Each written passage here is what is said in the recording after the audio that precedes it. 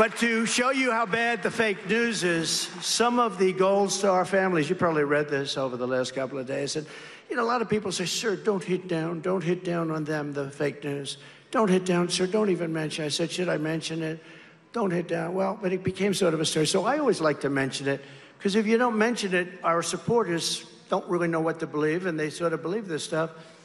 So the Gold Star families and credible people, and I got to know them because the 13 families who were, as you know, lost a loved one in Afghanistan so needlessly because we have an incompetent president and vice president, grossly incompetent, and we had Milley and these incompetent generals that should have been fired immediately. Not one person was fired over Afghanistan. And by the way, Russia saw that, they went into Ukraine because they said, I had no idea that the United States was so stupid.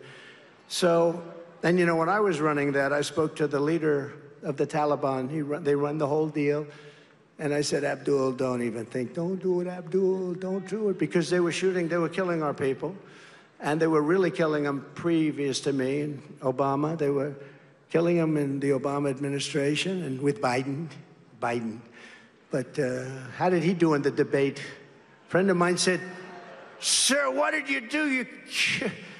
I said, how good was I tonight? Sir, you probably got him thrown out. Now you're going to have to run against somebody new. I said, I don't care. I have to do what I have to do. We have to do what we have to do, right?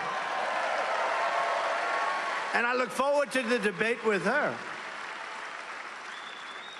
But what happened, so with Afghanistan, you know, I do the weave. You know what the weave is? I'll talk about like 9 different things, and they all come back brilliantly together. And it's like, and friends of mine that are like English professors, they say, it's the most brilliant thing I've ever seen. But the fake news, you know what they say? He rambled. That's not rambling. When you have, what you do is you get off a subject to mention another little tidbit, then you get back onto the subject, and you go through this, and you do it for 2 hours, and you don't even mispronounce one word. And they say he had 100,000 people. You know, in New Jersey, we had 107,000 people. They never like to report it, so I say it. But in Wildwood, New Jersey, they announced 107,000 people. And then they say, well, look at this. I mean, if you gave me a big arena, we would have said 45,000 people or something. But it is rather brilliant. But they say, yes, you rambled, but in Afghanistan. So what happens is you take the wonderful families, and they come in, and we're in Washington. They said, would it be possible, sir, would it be at all possible for you to come because we're celebrating our child's life? The child was buried because of Joe Biden and Comrade Harris. Would it be at all possible, sir, for you to be there? And I said, it's going to be real tough. I was really, like, far away. And sometimes it's tough. But I said, you know what? We have to do it. And I got my team, and I said, let's go. We're going to Arlington Cemetery. Okay?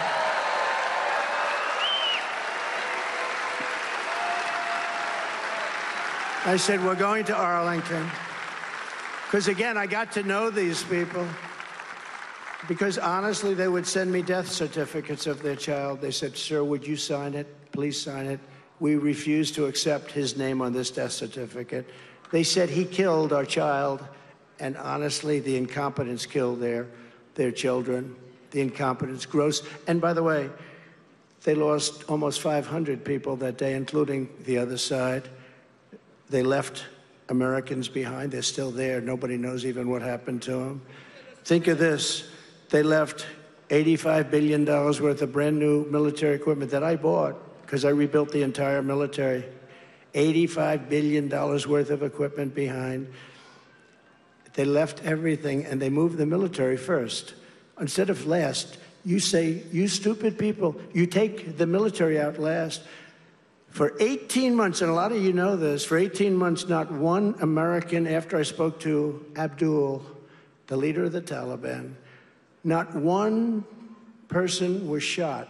We didn't lose one person for 18 months. In fact, Joe Biden got up on television one day, and he said, for 18 months, not one person was shot during the Trump administration. Then the people started screaming at him, you stupid, don't say that. You know, you are so stupid, they tell him. But I appreciated that he said that. But it's true. For 18 months, nobody was lost, and nobody would have been lost, and we were getting out. I had it down to 5,000 people. But we were going to keep Bagram, which is the big air base, one of the biggest in the world, had the biggest runways, most powerful runways, 8 foot deep. You could land anything on those runways.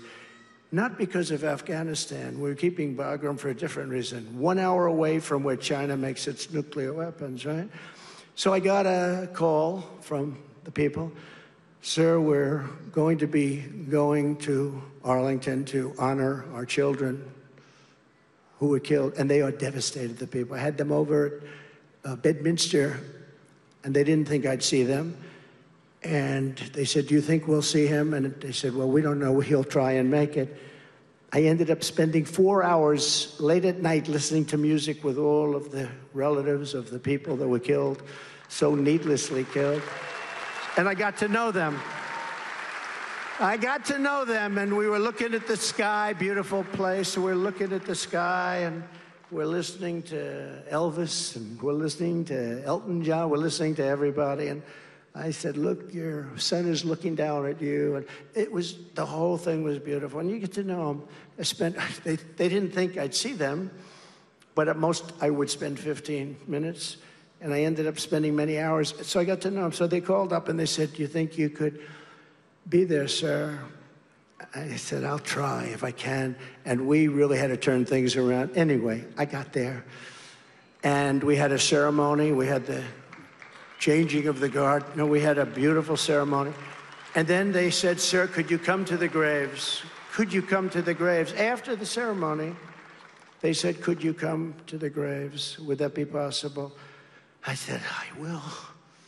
But I got like this big stadium, something was waiting.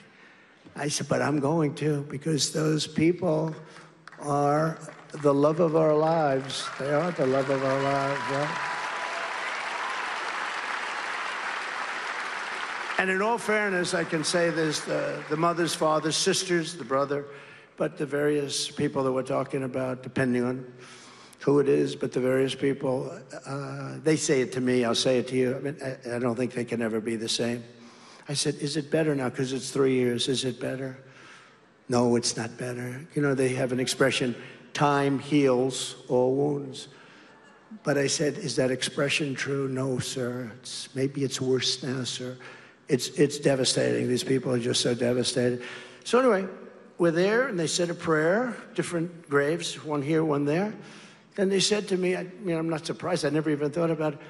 Sir, would it be possible for you to have a picture with us by the tombstone of my son? You know, the beautiful white tombstones, marble, beautiful, beautiful things, and carved, engraved with the names on them. I said, absolutely. I wasn't doing it I don't need publicity. I get a lot of publicity. I would like to get a lot less publicity. I would pay to get, I'm the only guy who would hire a public relations agent to get less publicity. Most hire to get publicity. So I was taking pictures at the grave, one with the sister, and then the mother, and then the father come in, and then another group at a different grave. And it was so beautiful, and we left, and everything was nice. And then later on that day, I heard that we were using the graves of those soldiers for public relations purposes, you know? And that was all put out by the White House.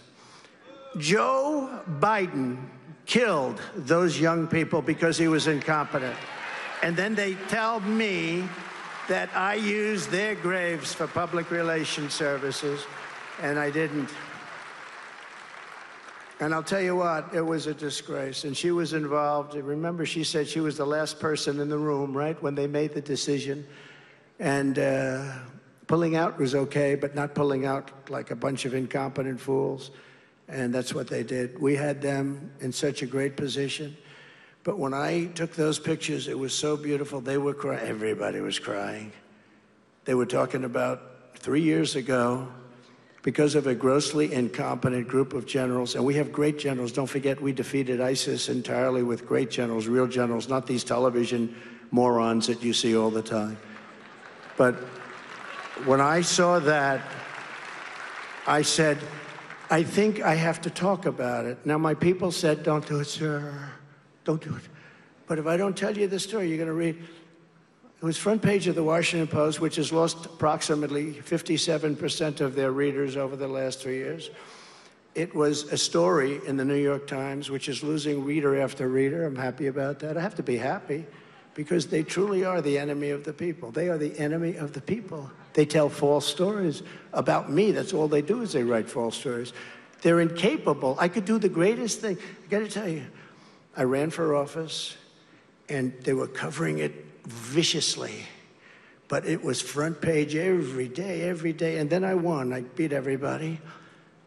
And I had a story on page 17. So I won, David. And my story was on page 17. But I was always at page 1 when I made a little speech or something. It's, that's why they call it the fake news media. It's desperately trying to hide Kamala's failures and extremism from the public. They don't want the people to know how unfit she is to serve. She's unfit to serve. Everything she touches, she ruins. Just to finish this, I love those people. I'm so happy they took pictures of me and them and the tombstone and their lovely son or daughter. There was a daughter, too. And an incredible daughter, frankly. I've almost gotten to know them, even though I never met them, but I know everything about them. The mother would walk up and say, "Sir, may I tell you about my boy? You know, he was a football player, and he could throw the ball so far. He played quarterback, sir. And one day," and I realized that she's telling me a story and crying about her son who's now in a grave because of Biden and Kamala. And I listened to that whole story, how the ball was caught, how the ball was thrown, how the team did, the season the team had, and I let her talk. And then these people accused me of doing this for public relations reasons. And the fact that we even